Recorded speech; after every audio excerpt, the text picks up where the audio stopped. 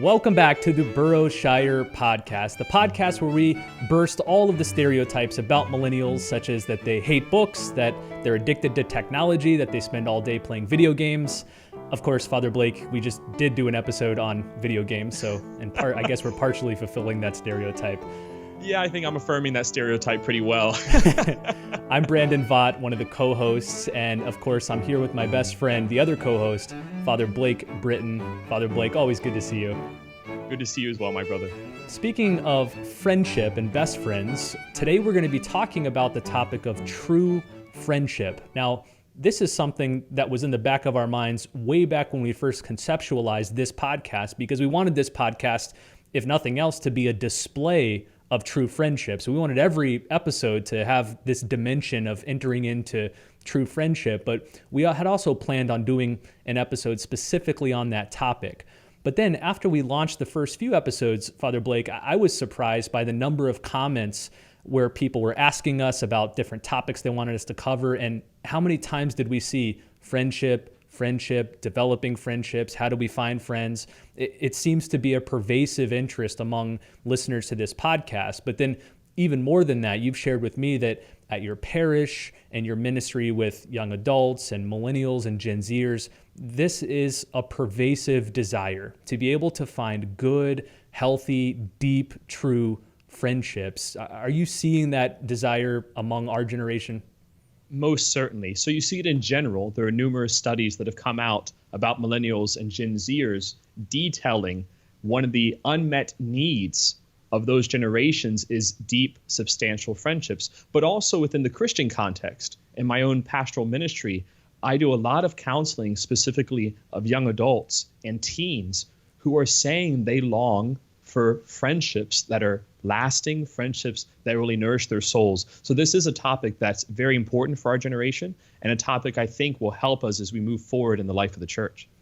So during this conversation, we want to do a couple things. First, we want to define true friendship. And to do that, we're going to look at friendship before Christ and friendship after Christ. If Christ is the pinnacle or the hinge of history, then he changed something when it comes to every aspect of our culture, but particularly friendship. And so we're going to look at pre-Christian thinkers on friendship, people like Plato and Aristotle and Cicero. But then what did Christ bring to friendship? How did he raise friendship to a new level? What does a true Christian friendship look like? So that's a general overview of how the discussion is going to flow. So Father Blake, let's start off with natural friendship, if you will. So this would be friendship as understood by any person of reason and goodwill. There's no religious dimension. How would some of the great pre-Christian thinkers have understood friendship? There are numerous examples, but immediately there are three that come to mind, and you mentioned them a little bit earlier: Plato, Aristotle, and Cicero. Plato and Aristotle are Greek philosophers, and Cicero, of course, is a Roman thinker, political philosopher. Aristotle and Plato in particular speak about friendship as being rooted in objective truth.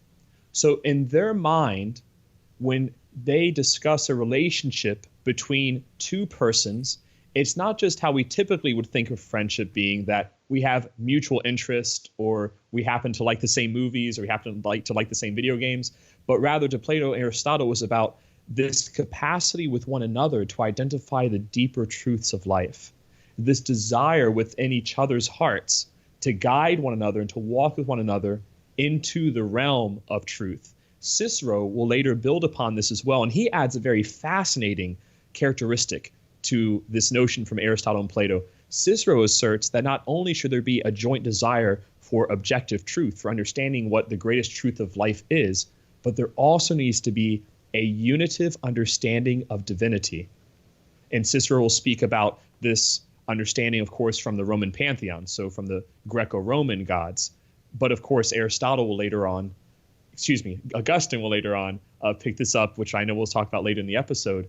He'll pick up from Cicero talking about divinity and highlight that, speaking to Jesus Christ. But these are the first three major thinkers in the ancient world to really discuss at length friendship and what it means to have a friendship. So you see this joint desire for the truth and to really reach into the objective realm of being.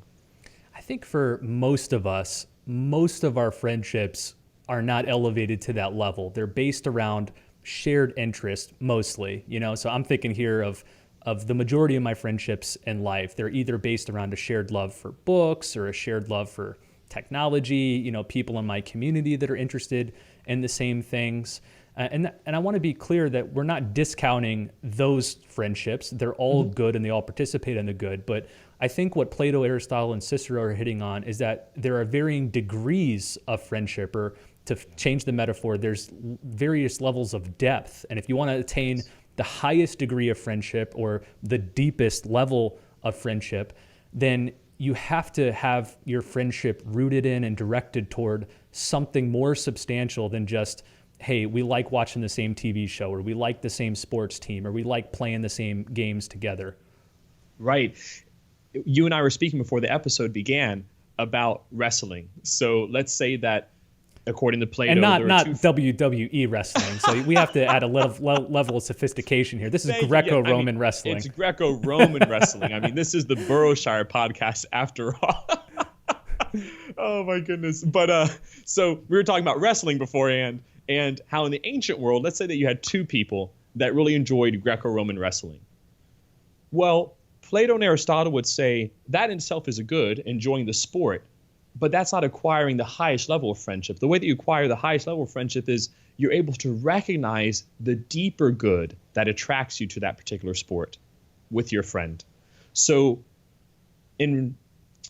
as far as, let's say that you're attracted to how athletic the person is, or how they're able to pin the other person, and you just think that's really cool and really masculine, and that's why you like wrestling. Well, that's good.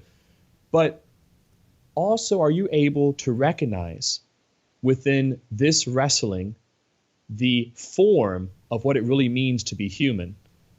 And of course, for Plato and Aristotle, they would take that into the realm of the Greek gods. So Apollo, Artemis, Zeus. Could you see within them this ideal of what it means to be human? And then what out of that virtue really stirs your own soul? The virtue of discipline, of devotion, of this love for something higher than myself, and sacrifice, and wanting to become a good athlete. So these are the things that really attract us to wrestling, not just the superficial aspect of two people pinning each other.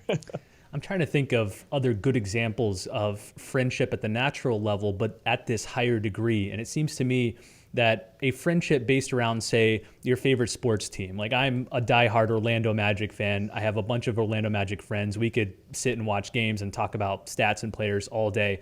That's kind of like the lowest level of friendship, this mutual shared interest that frankly is pretty trivial. It's just something that we enjoy to pass time.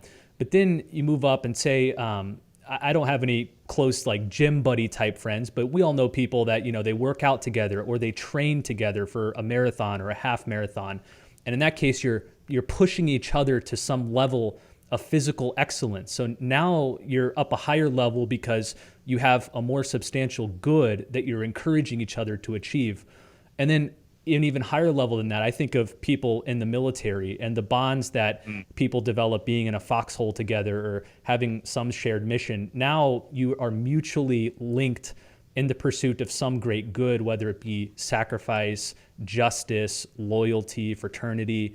So you go a step higher even than the gym buddies or the workout buddies. And so I think what Plato and Aristotle and Cicero affirm resonates with most of us, that there's levels of friendship, and the higher you go among those levels depends on the mutual good that you two are pursuing together. Exactly. And this ability also to recognize those goods within some of the more superficial activities. So going to your Orlando Magic example, so we enjoy watching basketball together, or is it football? What sport is that? No. Don't even start with me. We might have to re-record this episode. So we enjoy watching basketball because we enjoy the sport of basketball, but also we like this activity. We really enjoy the good that we're drawn to in this activity is teamwork, is community, is fraternity, is this ability to be with one another and to share in this mutual joy. So they are the deeper goods. And it makes the friendship that much more rich if we're able to recognize those goods and that is what's actually attracting us to them. The example that I like to use is if you're in a room with all the lights off, everything in the room is exactly the same way it would be if all the lights were on, but you can't appreciate it because the lights are off. But if the lights turn on, you can actually see what's inside of the room. You could see the details, the color of the wall, the different furniture. It's the same thing when the light of objective truth and the light of deeper goods and that ability to recognize deeper goods are in a friendship. Everything potentially within a friendship can be deep and profound, but only if the lights are on. Only if you're able to really see around you and identify those different aspects of the friendship and the deeper goods. Well, in many ways, 2,000 years ago, the light switch was flicked because Christ, the revelation of God, came into the world and lifted up friendship to a whole new level. I think of back in the early 20th century, H.G. Wells, the great sci-fi writer, he wrote a couple of books. It was a series titled The Outline of History, and it was basically a history of the Western world. And for him, the high points were Rome and Greece, of course, and then things kind of went dark and mellow for many centuries until finally the Renaissance, the Enlightenment, the modern period. Now we've reached the pinnacle of human excellence. But in response to that theory, our mutual hero and friend G.K. Chesterton came out with his own book titled The Everlasting Man, and it had two parts. The first part was essentially before Christ, showing how all of the ancient philosophies and religions foreshadowed the coming of Christ. And then after that, how everything since then has illuminated and reflected the radiance of Christ. So Christ is the hinge point of history. Christ is the light that illuminates everything, both past and future. And I think all of that applies to this topic of friendship too, that something definitively changed once Christ entered the world. Now, we could do a whole podcast on Christ's own teachings about friendship and his ethical system for relationships, but I do want to move a few centuries forward here and spend most of our time on the teachings of St. Augustine. St. Augustine is so meaningful and important to the both of us, and he wrote prolifically on the topic of friendship. He had many deep Christian friends after his conversion. He thought about friendship from so many different dimensions. So let's talk a little bit about what Augustine had to say about friendship. So give us maybe an overview. Yeah, Augustine, of course, one of the great thinkers of all history, a man who was so incredible in his ability for self-reflection. And just a quick side note for our listeners and viewers, this is a gift which we are in desperate need of recultivating, the gift of self-reflection. Augustine, as well as other saints, had this masterful ability to really reflect on the different experiences of their lives, their thoughts, feelings, and desires, and then to learn from them. And friendship was no exception. Augustine had several friendships throughout the course of his life, but after his conversion to Christianity, these friendships, of course, blossomed into something much more profound. And also he acquired a few new Christian friends, namely Ambrose, Jerome, and then his best friend, who was named Alypius of Thagaste. He was the bishop of the coinciding diocese next to Hippo. It was only about a 60-mile journey from the diocese of Hippo, where Augustine himself was the bishop, so they would frequently spend time with one another. In his reflections upon the friendship with Alypius, the joy that he would feel in his heart when he was around him, the happiness that and sort of fervor that he would receive from having conversations with him, Augustine develops 4 different definitions of friendship, or 4 different aspects of a true Christian friendship. And these 4 aspects are love, confidence, frankness, and prayer. Love, confidence, frankness, and prayer. Love. When he mentions love, Augustine is very adamant on reaffirming that this must be first and foremost a love of God. Any true friendship has to be rooted in Christ, has to be rooted in a heart that is deeply seeking the Lord. And in this way, so mysteriously, you actually come to meet your best friend many years before you meet them in person. I know that at least we found this in our own friendship, Brandon. I would say frequently that you and I have met many times spiritually before we met physically. And what I mean by that is, in our mutual desire for Christ, even years before we met one another, in our mutual desire for Christ, our hearts were already being hewed, if you will, for a good Christian friendship for them when they finally met in person. So this love for God is absolutely foundational. If we're not trying to become saints on our own, then we won't be able to have friends who are saints. friends who also have that mutual love. So love of God, and of course, this love of God will transfer into the love of the friend himself or herself.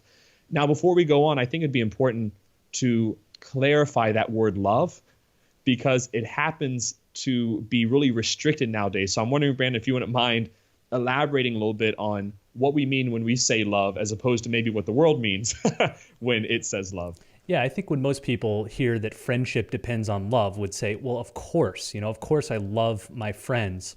But for most of us, for most of our friends, when we say we love our friends, we typically mean we're gratified by them. We enjoy being around them. We have good feelings about them.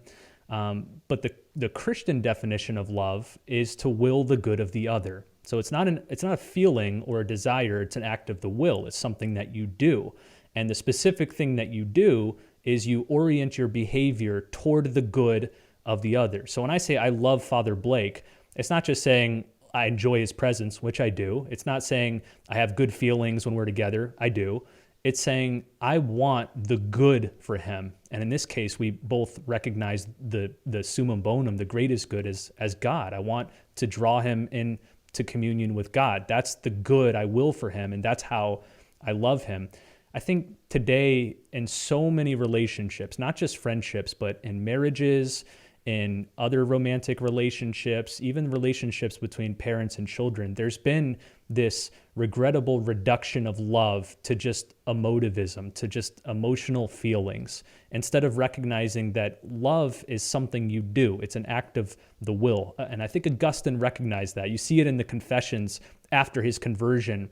The way that he interacts with these new Christian friends and then these other friends that kind of converted along with him, they're all striving together to draw each other into holiness. They're all willing the good of each other. And I think that's what he had in mind when he said friendship must be rooted in love.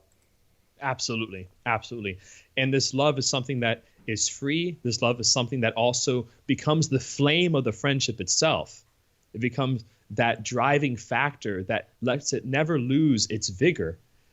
Here's another problem in a lot of contemporary friendships, that sometimes it becomes stale and stagnant. Well, that's because it isn't fed by the everlasting man, as Chesterton would say. At its root is not Christ. At its root is not this desire for the Lord.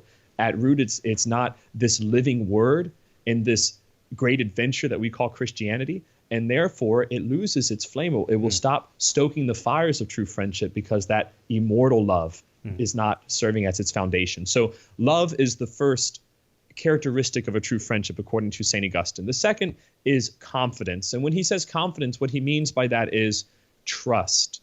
So if your friend has a love of God, which means that they're desiring holiness, and they have a love for you, which means that they are desiring your ultimate good, they're willing the good for you, then that means you're able to trust them. That means that this is a soul in whom you should be able to confide your whole mind, heart, body, and soul. Augustine does give a warning here, and I would give the same warning to our listeners and viewers. This has to be tested over time. He's very adamant on that. We can't just immediately open up our hearts to people. I've seen this a couple times, especially as I counsel middle schoolers over at my school, that, they have best friends when they're in 6th and 7th grade, and they'll share some really personal things with these friends. And of course, it's on social media 2 minutes later, or they go and they whisper it to another girl in the class or to another boy in the class, and it becomes something very hurtful. Well, that's because they're still learning how to be prudent with sharing their heart, prudent with sharing their emotions. And that's one of our duties as formators and as educators, is to help them understand the appropriate ways in which to disclose the intimacy of our hearts. After that time period of testing has gone through, when he says testing, he doesn't mean to play tricks, or he doesn't mean to try to, put the person to the test. But once they've proven themselves as a trustworthy person, once they prove themselves as someone who really loves you and desires your true good and loves God and is desiring holiness, slowly but surely, it's very important for us to start opening our hearts to that person and giving ourselves away. St. John Paul II would speak about that so frequently, how what is most human is to give ourselves away, because we're made in God's likeness and image. And so in the unveiling of ourselves, this is the root of the Greek word for truth, by the way. Aletheia means to be unveiled. When Christ says, I am the way, the truth, and the life, he says, I am the one who is being unveiled before you. whenever we unveil our hearts to the other, whenever we're giving ourselves away, whenever we're putting ourselves and risking ourselves in the palm of another's hands, there's a profound joy and freedom that comes from that, especially when that giving away is respected. And it just makes the friendship all that much richer and all that much more profound. I can't help but see a parallel here between true Christian friendship and Christian marriage, that in Christian marriage, there's that same gradual process of opening up, of unveiling. Eventually in marriage, you unveil your whole self, not just heart and soul, but body to your partner. Whereas in friendship, it's more on the level of spirit, soul, heart. But I remember the first few times we got together, I think on episode 1, we talked about our first encounter. First, we met at a party at a mutual friend's house, but then the first real time we spent together was over here at Burrowshire. We sat in the library behind me, and man, we talked for 6 hours, 7 hours. At least. And it ranged over all sorts of topics, but we shared a little bit about our inner hearts and our spiritual life and our inner thoughts and things like that. But there was, a healthy holding back. But then the next time a little more, the next time a little more, and to the point where I feel I've been, utterly transparent with you, and I know you have with me, and there's such a liberating feeling there where it's like, you know me and you love me. There's that same dynamic with a husband and a wife, but it's different between two friends. It's the intimate unveiling and the intimate blossoming that happens over time is unique from the type of unveiling and the type of vulnerability and transparency between friends. Absolutely. And what you're referring to, Augustine will refer to about his best friend, Alypius, specifically in a letter to Pope Boniface, which is quite wonderful. I have here a book which I discovered abandoned in a library many, many years ago. And I'm happy now for my slight addiction of rummaging through used bookstores. Slight and different addiction? Did I hear the word? Did I hear a qualification? Listen, I'm getting over it. That's what all addicts say. It's just, it's a slight addiction. I can stop whenever I want. Okay, so this wonderful book, which is called Friends and Friendship for St. Augustine. Unfortunately, the book is out of print, and so it's a little difficult to find. Like I said, I only found mine because I was rummaging through a old library and they had a free book section, and this was there, thank God. But in this book, a religious sister goes through the theology of the friendship of St. Augustine and St. Alypius. But I just want to read an excerpt from one of St. Augustine's letters about Alypius and what he says to Pope Boniface. He says, "My most reverend father, my friend Alypius, it can be said of him that anything Alypius says is what Augustine says, and that our souls are united as if they were one soul cast into two bodies." St. Basil and St. Gregory will also say the same thing in their wonderful letter to one another. And this is the case when you have trusting confidence with another heart. This is the case referring to what you were just speaking about in the love of a friendship, Brandon, is whenever you have this kind of trust between friends, it becomes this unity that's so profound. And there's a freedom and a new kind of richness that comes to your personality from that. And one more gift that comes from that kind of confidence and trustworthiness is faith in humanity. Faith in humanity. I'm amazed by the amount of people who are losing faith in humanity and the goodness of man. I remember Chesterton speaking about Chesterton says, "I'm the only fool on earth that still believes in the goodness of man." And I'm one of those fools too, but it's because I have friendships. It's because I have you, brother. It's because I see that there are good human persons. I see the people in my parish. I see my pastor. I see my bishop. And when I have these kind of relationships, it gives me this confidence again that there are good people here and there are people worth living for. Like Sam says to Frodo in The Two Towers, there's some goodness in this world and it's worth fighting for. Well, friendship is one of those avenues that reaffirm that kind of goodness. So confidence is very essential to that. The third aspect that Augustine brings up is frankness. This is perhaps one of the most difficult aspects of a friendship. It's only difficult if you lack confidence and love. So not all friendships have confidence and love, but what Augustine defines as frankness is the truth, this willingness to speak the truth, even if that truth may be hurtful to the other person. we know that sometimes our friends might make choices, or our friends might do things that maybe hurt us, wound us, bother us, or may even be taxing on our particular friendship. Let's say that one of our friends is struggling with a particular sin or a particular vice. Maybe one of our friends is maybe just has a personality trait that needs to be continued to be refined and grow in holiness. Sometimes we play the game of avoidance, especially millennials and Gen Z'ers, because we're a technological generation. So we much rather send an email than make a phone call. Like in an email, I'll be really tough, or on social media or a tweet, I'll let you have it. But in real life, I'll be like, oh, how you doing? Sort of smile. That won't do in a friendship. In a true friendship, there has to be this willingness to say, brother, I love you. Brother, that I desire your holiness. And for that reason, I have to share this with you. Like, this really hurt me, what you said, or I really don't think that's the best thing for you or for your family or whatever it may be. And so I know that you and I have had those kind of conversations before, and they've been really beneficial. They have not hurt the friendship at all. When you have two hearts that are humble and that are united in that love of Christ and desire for holiness, it won't break the friendship. It's only going to strengthen it. Yeah, and I'm trying to think of specific examples of that in our friendship that would be appropriate to share in the podcast. But I'm thinking too, maybe at kind of a light. Remember that one time, Brand, that you robbed the bank that I promised I would tell no one ever happened. I thought you would just affirm me in my greed and my theft, but instead you called me out on it. No, but I think even at a lower level than, say, calling somebody out on vice or something like that, we've had just disagreements, whether they be theological or philosophical, but our friendship not only allows disagreements of opinion or disagreements of views, but in some ways we thrive in those occasions because it generates more discussion and deeper thought and brings us each closer to the truth. Whereas a lot of other friendships I have that don't have the grounding of love and confidence, frankness about disagreement of opinion is hard. Most of us, for most of our relationships, just have a live and let live type of mentality. Like, they believe that, I believe this, no big deal, I don't want to get into it. But the deeper you go in friendship, the more open you are to having frank disagreement and the more healthy such dialogue is. Yes. Yeah, and that's so vital, once again, for helping the friendship to deepen and helping that confidence and that love to grow.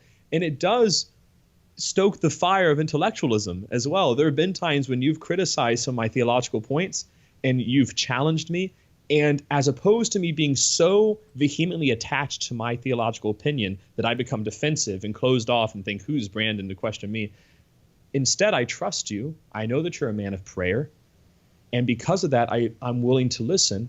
And there are times when you've corrected me and you've been right and I've been wrong. And so and that will be one of the only times you ever hear me say that. But in this instance, you're right in saying that I'm right. So I agree with you. You were supposed to say that I was right sometimes and you were. That would not be frank. So whenever you corrected me, I now grew in my own understanding of the truth. I grew in my own understanding of Christ and of his wisdom, his goodness, his holiness, and that helped me grow as a man, as a Catholic, and as a priest. Yeah. So frankness is really, really key to that. Likewise. And the fourth point, sorry, go ahead. I was just going to echo that and say, of course, the same thing is true in the opposite direction. So it's not one-sided here. Thank you. I needed to hear that. I didn't need to hear that. I was okay. And the last characteristic of a true Christian friendship, Augustine, of course, with his spiritual genius and insight, he says is prayer. Prayer. If we are rooted in love of God and that desires now the goodness and the holiness of the other, which leads to trusting confidence in the other's desire for holiness, which leads to an openness and frankness of speaking with one another, all those three are tied together, Augustine says, by the act of prayer. First, personal prayer. Privately, apart from our friend, we need to have that silent time before Christ so that he can form us and so that he can mold our hearts after his own sacred heart. So having time for personal, private prayer on a daily basis is essential to fostering good, healthy, deep friendships. And then, of course, praying with your friend. I have to say, one of the joys of my heart, Brandon, is whenever you and I pray the Liturgy of the Hours. It's such a profound moment that you really see what the basis of our friendship is. When we're united together as brothers, offering a sacrifice of praise to Christ Jesus the Lord through his bride, the church, in the unity of the Holy Spirit to God the Father. Because it's at those moments when we pray with one another as brothers, it's at those moments when we really see the purpose of our friendship in the first place. It gives direction and orientation to our relationship that would not be there otherwise. If that prayer is not there and we lose focus, what happens in a lot of friendships is that it becomes something called codependent. And codependent relationships are incredibly dangerous because what happens now is that you're putting your emotional, psychological, spiritual, and existential worth in the other person, as opposed to standing side by side with that person, putting it in Christ as our hope and joy. Codependent relationships always are strangled and suffocated and eventually lead to resentment and bitterness between those two friends, and sometimes even a complete breaking off of that relationship. Whereas having a friendship that's rooted in prayer orients us towards the greater good. That's so beautifully said. I think of some of my most indelible experiences of praying with you, and what comes to mind, we've prayed together here at the Boroughshire Library, and every time we get together we do, but then also at your parish, in your chapel, we've prayed. And I'm thinking back to those scenes, and the two of us will be sitting next to each other with our breviaries, but not looking at each other. We're gazing on the tabernacle or toward the altar, and in some ways it embodies that sense that the deepest friendship is not two friends facing each other, but toward this transcendent third, toward Christ. That very physical orientation itself is embodying what friendship is supposed to be about. There's the distinction between erotic romantic relationships and platonic philosophical relationships. So romantic marital relations, and then also having this friendship kind of relationship. In romantic relationships, it's the husband and the wife facing one another. They're gazing into each other's eyes, and each other become that icon, and through the giving of each other, both physically and spiritually, they themselves become an icon of the love of Christ. Whereas in friendship, you don't look into each other's eyes. Rather, you stand side by side gazing into the eyes of Christ. This is where we get that ancient notion of brothers in arms. Brothers in arms never looked at each other. They stood by each other. They would make a shield wall. This is where the phrase comes from, to be brothers in arms, is when you would lock arms with each other on the battlefield and make a shield wall against the approaching enemy. Well, whenever you're brothers in arms with Christ, you lock arms with one another to make a shield wall against the vices of the world and to keep your eyes focused on Christ so that he could be your guiding principle. All right. Well, we've spent a good amount of time reflecting more in the abstract on friendship at the natural level, especially before Christ and the great Greek and Roman philosophers. Then we looked at Christian friendship through the lens of St. Augustine and his 4 duties or 4 aspects of friendship, which were love, confidence, frankness, and prayer.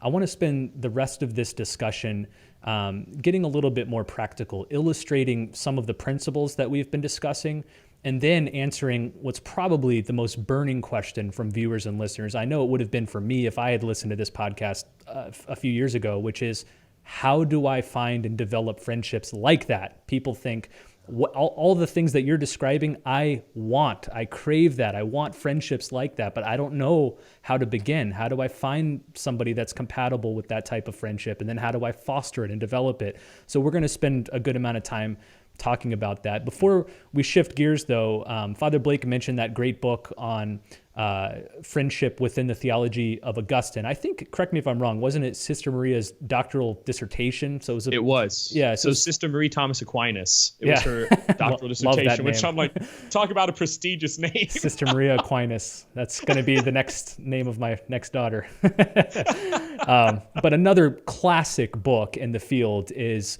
Spiritual Friendship. It's by St. Alred of Rievaulx.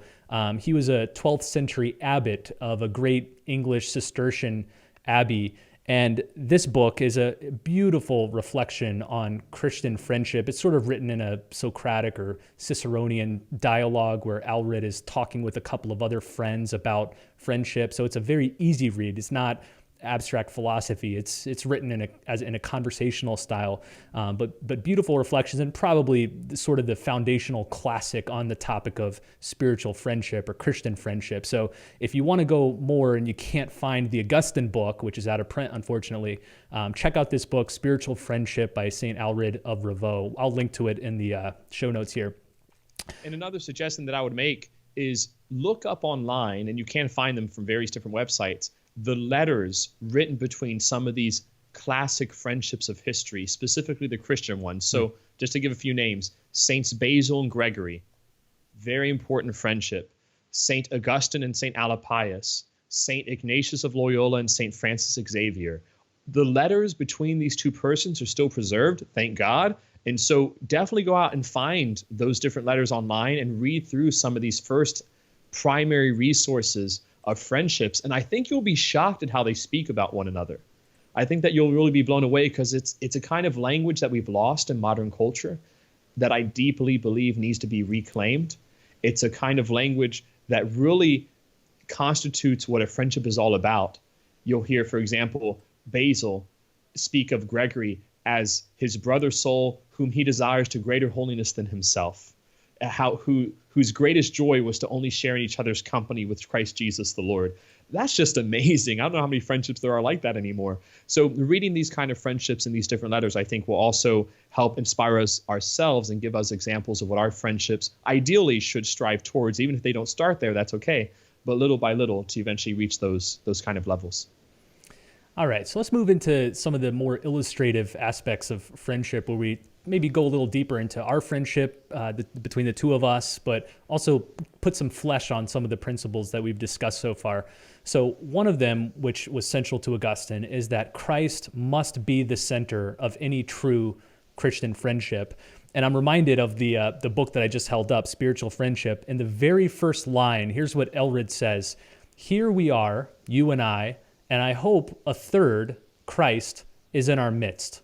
So it's the essential mark of Christian friendship that Christ is present. If Christ isn't there, then at best you're at the highest level of natural friendship, but it's not the true deep Christian friendship that we're all hungering for. And also another anecdote that comes to mind, back when Bishop Barron was Father Barron, he was the rector at Mundelein Seminary, and when he was there, Mundelein hosted an annual basketball tournament where seminarians came from all the seminaries across the country. Each seminary would kind of field its own basketball team. They'd all come to Chicago to Mundelein, and they'd have a tournament. It was fun. It was not, it was competitive, but it was not, aggressive. These are all future priests. These are all brother seminarians. And one year we filmed a little documentary centered around this thing. It was like a 10-minute film it was titled Heroic Priesthood. It was about the priesthood and the seminary life.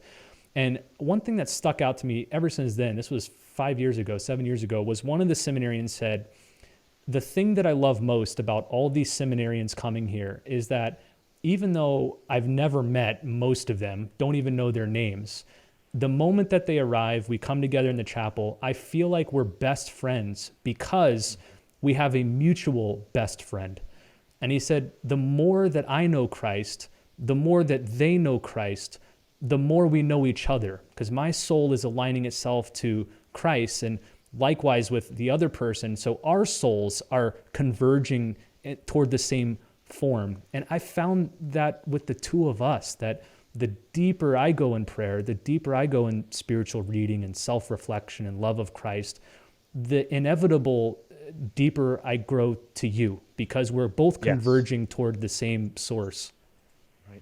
And that the source of our friendship, once again, is not each other.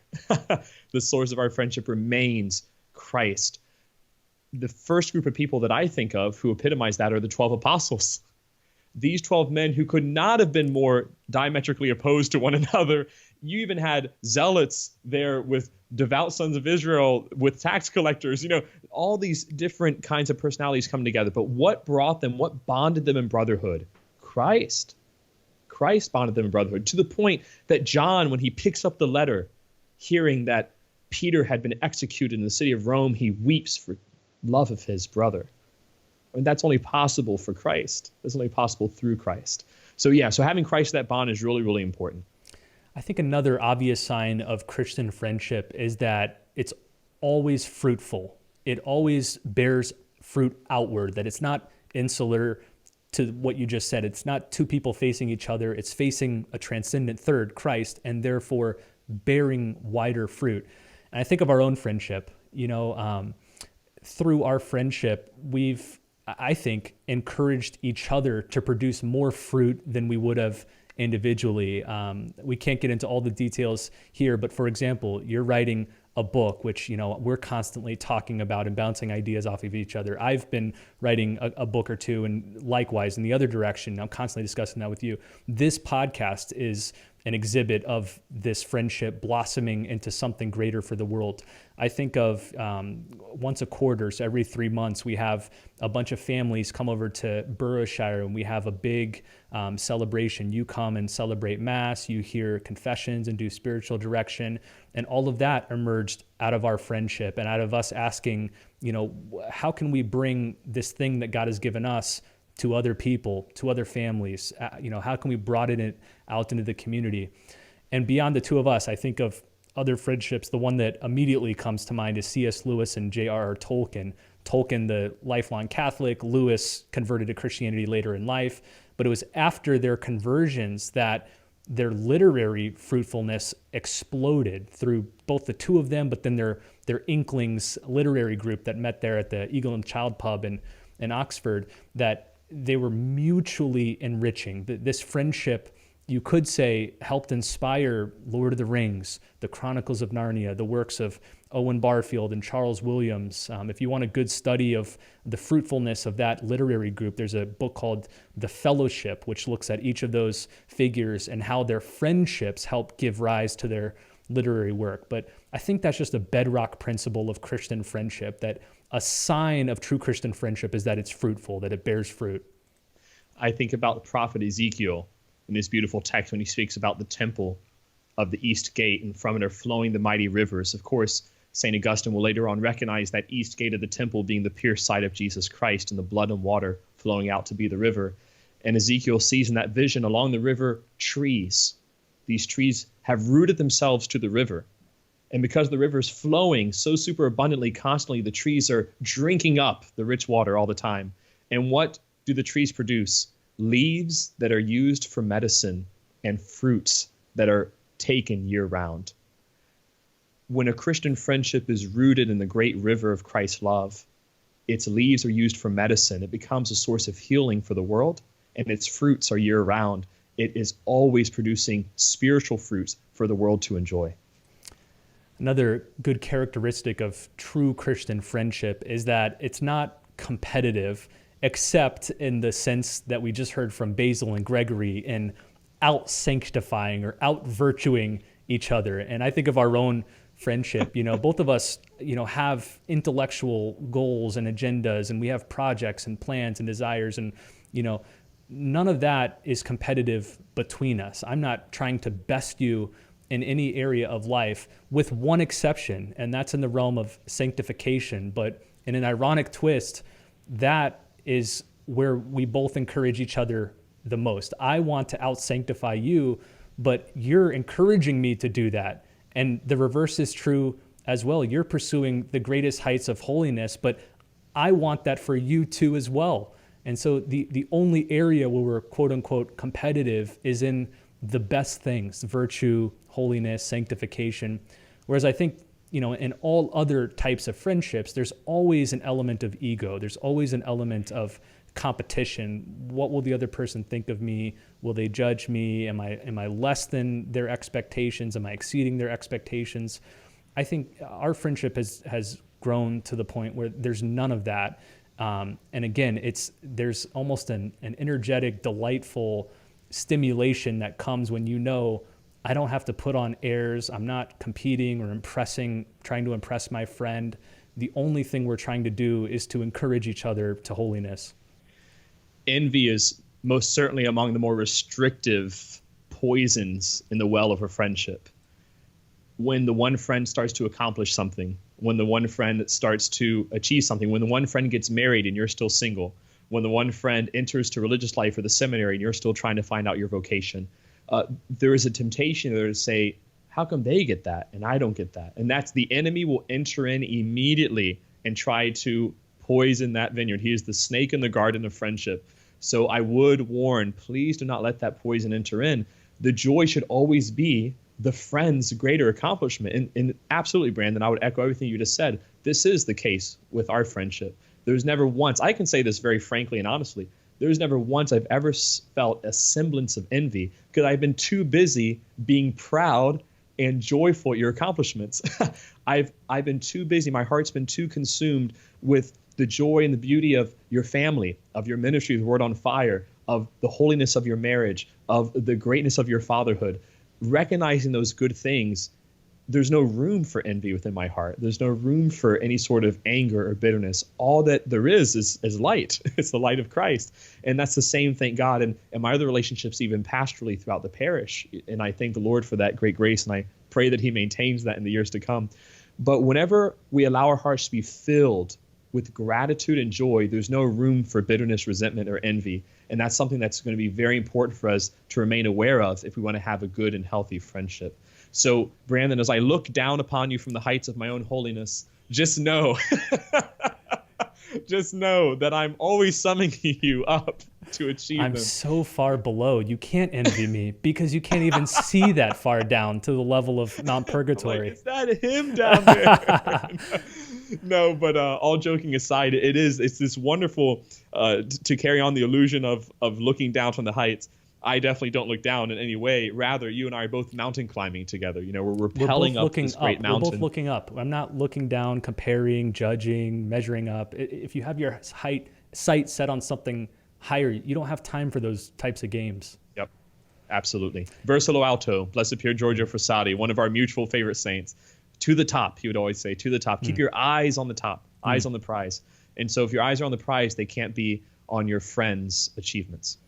Another sign of true Christian friendship, which again distinguishes it from just mere natural friendship, and you could say in some ways is kind of the turning point, is the ability to have healthy disagreements, and where disagreements are expected and even welcome.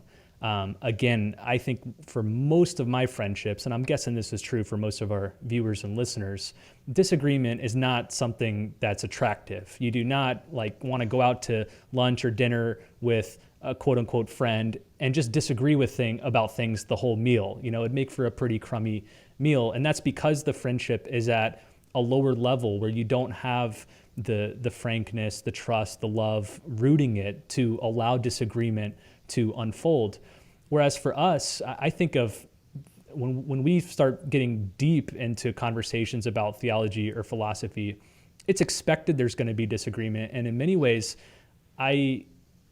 before the conversation begins, I'm kind of open to wherever the Spirit takes us, whether it's toward agreement or disagreement. It doesn't matter to me, because in either direction, they're both conducing toward the same end, which is toward ultimate truth. It's sharpening my mind, it's sharpening your mind. And so disagreement is almost a tool by which the Holy Spirit draws us toward the ultimate end of goodness and truth. And as an example here, I think of G.K. Chesterton, who we've mentioned many times before, and one of his close friends was George Bernard Shaw. Shaw Yes. was the utter opposite of G.K. Chesterton, physically, spiritually, intellectually, just across the board. So Chesterton was very tall and big and portly, probably 350 plus pounds. George Bernard Shaw was a skinny as a stick Irishman. Chesterton loved to eat, loved to smoke. Shaw was a vegetarian and a teetotaler. On that note, I have to just say a funny story between those two characters in particular. One time, Chesterton looked at Shaw and he said, if people were to watch you, they would think that England is in famine. And Shaw just as wittingly responded back to him and said, yes, Mr. Chesterton, if they were to see you, they would think that you caused it.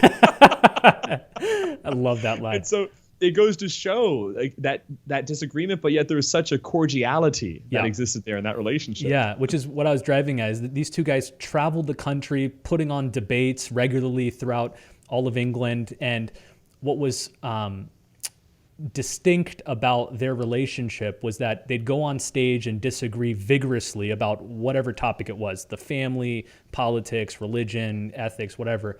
But then immediately afterward, they would join each other in the pub, and people who were in attendance for the debate would come and join them, and they'd be drinking and, smacking their tankards together and laughing, and they'd be so joyful. For them, disagreement was not a hindrance to friendship. In some ways, you could say their whole friendship was rooted in their disagreement, because that disagreement caused intellectual vivacity, it caused life, it caused reflection. And so they thrived on disagreement. Now, obviously, this wasn't a Christian friendship. Bernard Shaw was an atheist. Chesterton was a Christian. But I think Chesterton, more than Shaw, brought to that relationship the dimension of Christian friendship, which is open to disagreement and allows the friendship to thrive despite it. And nowadays, we don't have that very often, this ability to disagree politely and to disagree without egoism being involved. That's why our political field is so rambunctious. Not just now, but traditionally it is. And outside of politics, even within our own church, sometimes there's this temptation between quote unquote liberal and quote unquote conservative, which are not even ecclesial, they're not Catholic categories, but we've forced those labels onto different people in the church. And you see this just vehement disagreement and almost sort of verbal violence that begins to take place. And then people won't speak to each other outside of argumentation.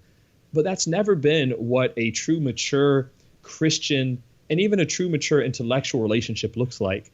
We should be able to disagree with those points and those facts, but then of course realize that casting our ego aside, here is this other human being who is also looking for the truth just as much as I am.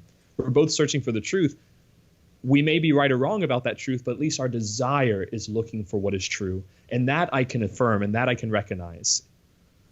All right, let's look at one final aspect, and it's something we've hit on a couple times already, and it's that true Christian friendship reveals a shared mission. It's not just two people interested in the same things, which is 99% of our quote-unquote friendships. We like the same sports team, we like the same hobby, we like the same food, we like to run together, work out together. You're interested in some passive topic or hobby or whatever.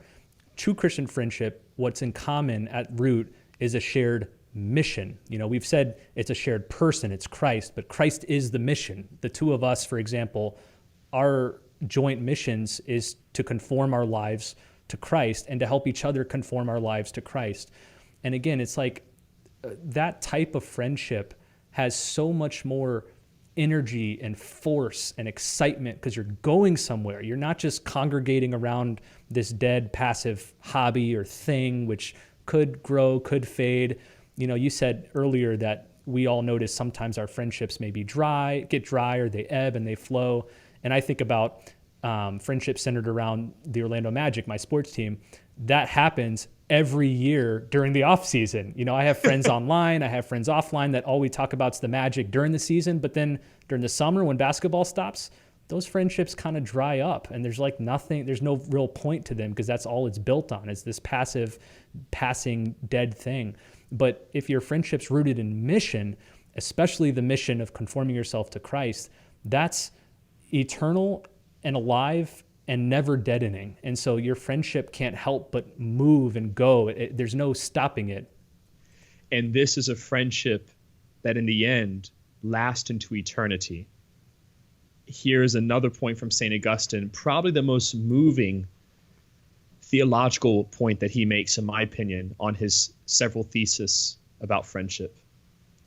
Augustine claims that a true Christian friendship is a temporary participation in the heavenly kingdom, and thus it experiences phenomenological time. What that means is that Christian friendship, because it's sharing in divine truth, because it's striving for divine truth, is not bound to chronos, to our own time, to temporary time, but rather is bound to kairos. What that means is eternity.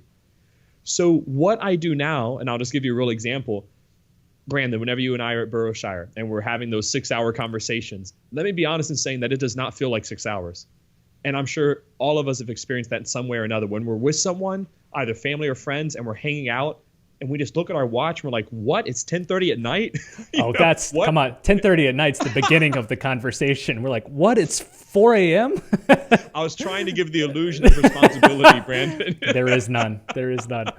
So, but you look at your watch, more realistically, it's like, oh, it's 2 a.m., 3 a.m. And you're just amazed because you feel like your conversation just began. That's the signs now. Okay, there's something deeper here. There's a beauty that needs to be refined, and there's a goodness that needs to be focused on Christ. So having that chirological, as Augustine calls it, aspect of friendship is really important, but that's only possible by having that shared mission.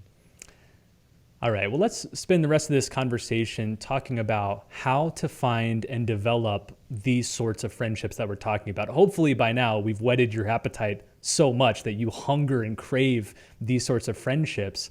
I think, Father Blake, reflecting back on how our friendship first started, for me, it was utter sheer grace. I wasn't searching for a friend of this type to my own fault. I wasn't looking for the depth of friendship that we now share. God just gave it to me. He just brought you into my life. I mentioned we just met at this mutual friends party, and the friendship developed from there. But I know for you, it was a little different. And that was, it was so moving to me, whether it was the second or third or fourth time we got together. And it was very clear that the Lord had brought our hearts into such union. And you first revealed to me that you had actually been begging God in prayer to send you such a friend. And I was so moved by that. But then it made me regret not having done that myself and thinking what might have happened had I been more persistent in asking God to bring me such a friend. So would you agree that's like, if you want this gift, and it's a gift, it's a goodness, if you want something like that, the first step should be to ask the Father, the giver of all good gifts, to give it to you. Absolutely. Yeah, this is something that I longed for many years. I was begging the Lord for deep friendships. And God, in his incredible generosity, later on in my life, blessed me with that gift. Now, let me say this to our audience. I suffered many years not having those kind of deep relationships. And that suffering was good for me, because I realize now in those times the Lord was slowly forming my heart for what would become my best friend, for what would become these profound relationships that I now enjoy. But it took those years of asking the Father again and again, Lord, I just don't want a superficial friendship. Lord, I just don't want a group of guys I can hang out with and talk about football. Lord, I want a brother in arms. I want a brother that I can grow in holiness with. I want friends who I can sit around with in a circle and speak heart to heart and allow our hearts to be mutually set on fire with love for you and for the salvation of souls. And after almost 10 years of asking for that, daily, through Eucharistic adoration, asking for that on a regular basis, I was begging the Lord to have someone like Ignatius and Francis Xavier or Augustine and Alapius, so much so that even my senior thesis, when I was getting my degree in philosophy, I was going to write it on Christian friendship. That's how much time I'd spent praying and studying for this. But I never wanted to force anything. You can't force a relationship. It has to organically develop. That's the way healthy friendships form. Only after nearly a decade of praying did the Lord finally bless me with that gift. And it was so worth the wait, because now it's blossomed into this field of grace that I could not be more grateful for. And it's expanded into of our friendship, Brandon, of course. But like you said, not just our friendship, but other friendships that we formed along the way. Deep, beautiful friendships that are avenues of grace that are now pouring over and gracing the lives of others. So the Lord has answered that prayer on my own heart super abundantly, in particular through our friendship, but also through other friendships, which are holy and beautiful. There's a lot of talk in Catholic circles among young adults and teenagers about praying for your future spouse. Lord, protect them, prepare them, bring them to me, give me a good husband or a good wife. And I think a lot of Catholics are comfortable with that sort of petition, but it's rare for us to beg for good friends. And part of the problem, and I want to spend a little time talking about this with you, is that we've collapsed all types of love into romantic love. And so there's probably, for example, some viewers and listeners who have listened to this conversation, and parts of it have probably made them uncomfortable because of the effusiveness and the level of love and intimacy that we talk to each other with.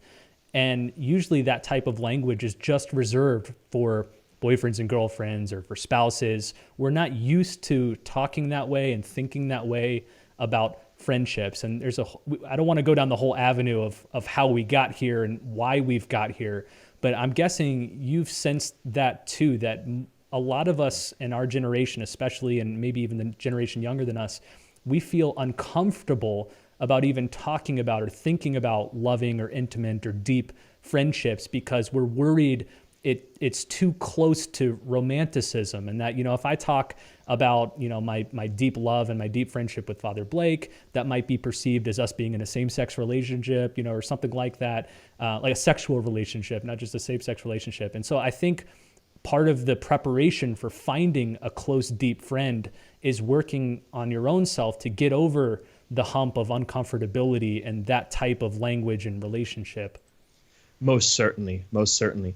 This is why I encouraged our viewers to read some of those letters from Augustine and Alapius, Basil and Gregory, Ignatius and Francis. Because if you think how we're speaking with one another is in any way going over the top, then you'll be blown away by Alapius when he tells St. Jerome that Augustine's eyes are his eyes and his heart is his heart. This is the way that they would speak about one another.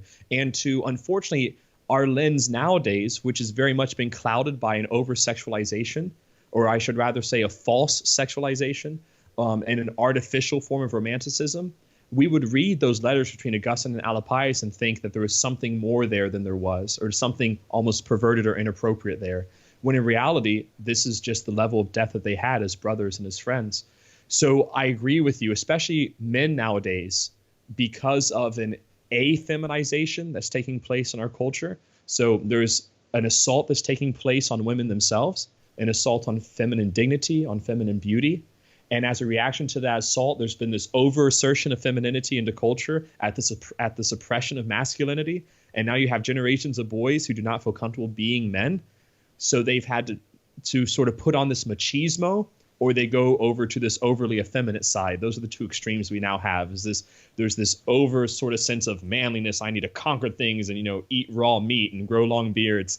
And then you have on the other side of it, this very feminine kind of masculinity. When in the reality, there's a beautiful balance between this. That's authentic, true Christian masculinity. And that kind of Christian masculinity has the friendships which we're talking about. If we don't have those kind of friendships, then our masculinity really won't come to its fore. But it's not just true for men, it's true for women as well. Those kind of friendships are very important for women to also develop and to deepen, and to not allow any sort of poisons to enter there. All right, so tip number one, which is the most important one, is if you hunger for true Christian friendship, ask God to send you a good Christian friend. There's nothing better, no better advice that Father Blake and I could offer. That's how God brought the two of us together. But second is to prepare yourself. You need to develop a level of maturity when it comes to thinking about and talking about friendship, so that when the opportunity comes, you're not put off by what other people are going to think about our relationship or how we talk about it or the level of depth we have. A third tip is to recognize that appearances and first impressions can be deceiving. And I think most of us know this when it comes to marital relationships. So, I mean, I know friends, and I'm sure most viewers and listeners do too, where the husband and the wife, when they first met, it was not love at first sight. They thought, I don't even like this person. I don't like being around this person. But then over time, things start to change, their perception shift. I just finished reading for the first time Pride and Prejudice by Jane Austen, and that's the basic fulcrum of the book, is you have these two somewhat prideful people, Mr. Darcy and Elizabeth Bennet, and their first impression of each other was, he is so arrogant and she is so plain and obnoxious. But over the course of the novel, their perception shifts and they fall in love, they become best friends, and they get married. A similar dynamism happens a lot with close friends. Now, this wasn't the case with Father Blake and I. Father Blake and I hit it off right from the beginning, but I think of some of my other close friends in my inner circle. And I could think of a couple in particular where the first few times we met, I was not at all gravitating toward friendship with that person. They were just, they had totally different interests. They were totally different personality type. But over time, the more substantial points of contact, namely our pursuit of holiness, our commitment to Christ, all that stuff, it makes all of those little shallow, trivial differences sort of fade away. And so maybe think right now, who are some people around you in your current circles that at first glance you might think, well, I would never want to hang out with that person or be their friend. But then when you look at a slightly deeper level and think, is this the type of person that I could maybe have the Augustine Alapius relationship with? I might not be buddies with them watching a game, but is there a potential for something at a deeper level there? And I think you'll be surprised. Yes, always remain open to the Lord and his will. This is why prayer is so essential as well. So pray for the Lord to send you a good friend, a good Christian friend, or a group of good Christian friends, but then also ask him for wisdom, prudence, and the eyes to identify them. Augustine's paradigm here of confidence and building trust will also be essential. So maybe you do hit it off with someone right off the bat. Don't pour out your whole mind, heart, body, and soul to them right away. Take some time to discern with them because they may not actually be who they say they are. And that's not trying to criticize anyone or to be negative in any way. It's just saying the truth of life. We have to be very prudent about who we open our hearts to. All right, let's maybe wind down with this. I'm going to ask you this as a question. Suppose somebody, they meet a fellow Christian. They think, we check some of the boxes that Father Blake and Brandon have discussed. There might be a potential for deep Christian friendship here. After the first or second get together, whether, it's at a party or sporting event or however your friendship emerged, after you kind of cross those shallow levels, what are the next steps to developing it into something deeper? I'm trying to think of our own friendship, and for us, it kind of just, I don't know, it happened naturally, or you might say divinely. The Lord sort of just made it happen. But how do you, if you're in sort of shallow level waters, what should you practically do to maybe lead it a few steps further? Well, you hit the nail on the head there when you spoke about it being natural. So in the end, remember that friendship is always organic. It's something that has to develop on its own. So I want to avoid trying to give sort of a list of things to do in order to deepen a friendship. For each person, it's going to be different.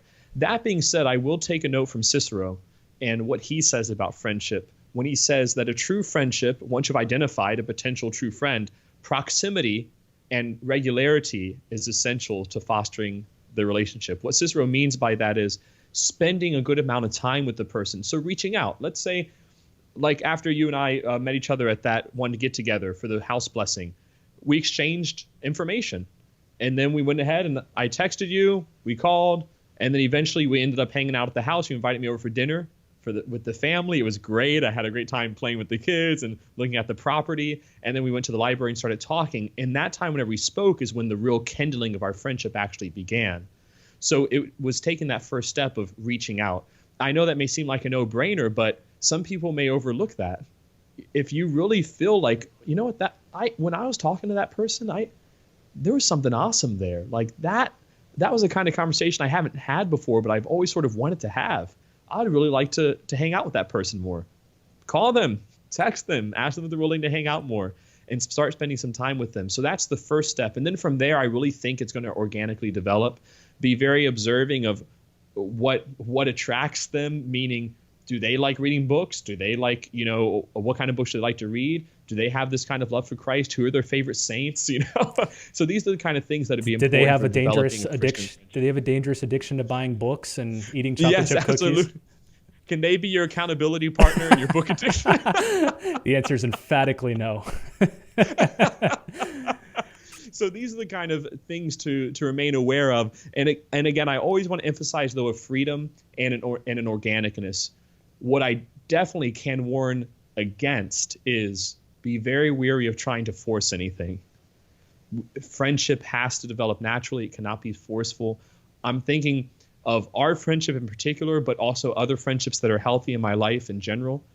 They're friendships that I really could never have thought of. And I know that you probably have the same thing. Again, I would never think that I would be best friends with Brandon Vaught. I never think that I would have these kind of friendships with priests or these kind of friendships with different people in the parish or what have you.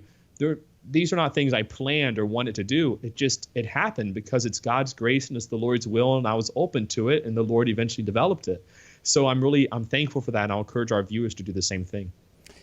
To close here, I want to emphasize that I was a little leery about first starting the whole podcast, but then doing this specific episode on friendship, because the Lord has given us this tremendous unearned gift of friendship. And I'm leery about putting that on display in a seemingly braggadocious way to say, look at this beautiful thing that we have, and here's why it's so great. And I know for a lot of people that are struggling and hungering for a similar type of relationship, I want to be wary of inspiring, jealousy or envy or any of that sort. But I hope throughout this episode we've been able to walk the fine line of hailing all of the unquestionable fruit and goodness of our relationship, but emphasizing it's not from us. It's unearned and unmerited, just like salvation. It was just a gift that the Lord gave to each of us. And so because of that, it's not something we're showing off that we've developed ourselves. It's something the Lord has given.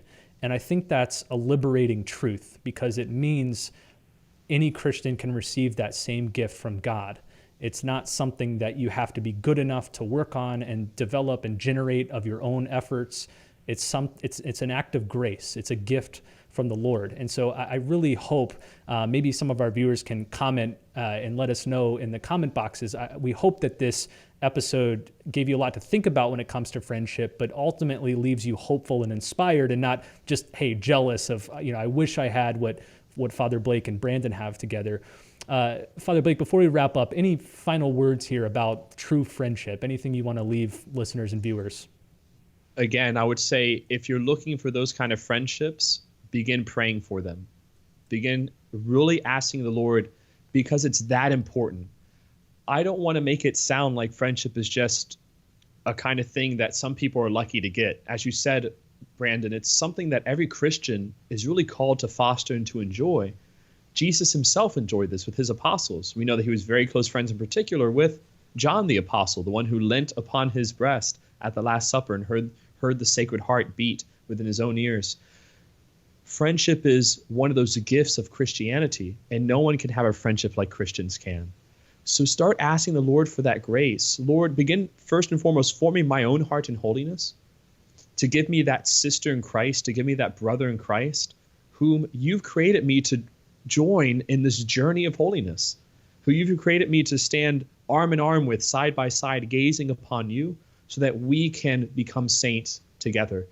And another thing that I'll say is really powerful from these friendships, and I'm thinking about our friendship, Brandon, is you'll highlight each other's vocations in such an amazing way when that compatibility and that blessedness from the Lord is there. My vocation to be a priest, to be a husband of the church, to be a father of God's children has been encouraged by looking at you be a husband and a father. And I hope that it's been mutual. Likewise. That whenever we spend time with one another and we see our mutual devotion to our particular vocations, I go and I anoint the sick. There have been times when I was on my way to your house, and on my way there, I got a phone call from someone who was dying, and I had to turn around and go straight back and see that person. Those are my children. They need me. So there was a moment where I sacrificed the good of our friendship for the higher good of my priestly vocation in saving a soul. That just fortifies friendship. That doesn't make it go away. That makes it even stronger. So really asking the Lord for that grace of that kind of friendship is going to be really key. That's the last point that I'll re-emphasize, and hope that our listeners can please post any more questions. Maybe there are some things we did not address in this podcast that need to be reiterated in a later podcast, or even through the comments of us responding back. You know that Brandon and I do like to respond to your comments. And so we do encourage you to please do that, because that's really important. This is a very key aspect of Christian vocation, is having good friendships. So you can find links to all of the books that we've mentioned at boroughshirepodcast.com. That's the website. Be sure to click on the actual title of this episode, and then underneath it, you'll find links to all of the resources, books, things that we've mentioned. Also, I want to ask you guys to share this podcast with friends. Maybe you have a friend with whom you have a shallow relationship. Send them this episode and say, hey, what do you think about this? Or, hey, let's talk about this. Love to discuss this with you, something like that. So maybe use this as a starter log for a more fiery friendship with someone that you know. Also, if you can, please review this podcast. It takes just a couple seconds for you, but it helps us tremendously. Go on to Apple Podcasts, Google Play, leave a review, because when you review the podcast, it shares it with more listeners. So that's really the best way to help spread it. Either leave a review or share the link, burrowshirepodcast.com. Well, thanks so much for listening, everybody, and we'll see you next time on the Burrowshire Podcast.